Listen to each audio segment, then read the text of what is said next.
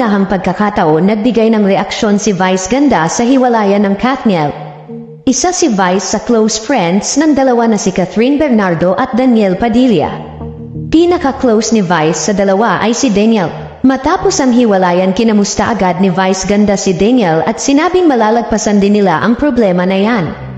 Sa naganap na interview ng ABS-CBN, sinabi nito na nalulungkot pa rin siya mapa hanggang ngayon sa hiwalayan ng dalawa.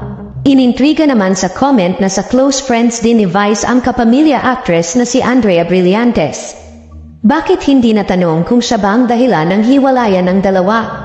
Marahil na-cut na ang video at hindi pinalabas dahil ayaw ni Vice Ganda na mangialam sa naganap na agawan issue patungkol kay Andrea Brillantes. So, our reaction mo, kaibigan mo yung dalawa ng Vice, Catherine sa kasi Dennis. I'm sad. Until now, I am sad. Yun lang, yung damdamin ko bilang malapit sa kanilang dalawa, bilang fan nilang dalawa, yun, malungkot ako. Siyempre wala namang, parang hindi yata normal kung magiging masaya tayo nakikita may dalawang taong malungkot at dalawang taong dating masaya tayo kasi hindi na masaya sa tingin ng isa't isa. So, yun, normal na damdamin lang katulad ng lahat. Malungkot. What's your wish na lang for the two? I wish them peace, healing, and joy. Gusto kong makita sila ng masaya ulit. Sabog pa rin sa buong showbiz ang balita na dahil kay Andrea Brillantes kaya nag-break si Catherine at Daniel.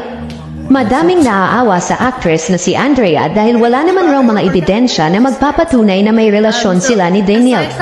Sinagot na rin ng mami ni Andrea Brillantes na si Belle Brillantes ang balita patungkol na siya ang sinisisi sa hiwalayan ni Catherine Bernardo at Daniel Padilla.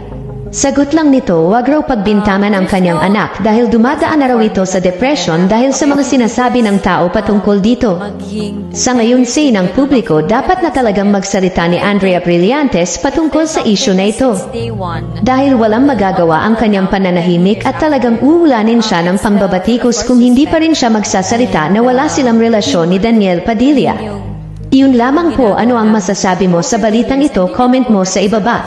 Huwag kakalimutan i-like ang video na ito. Maraming salamat po sa panunood.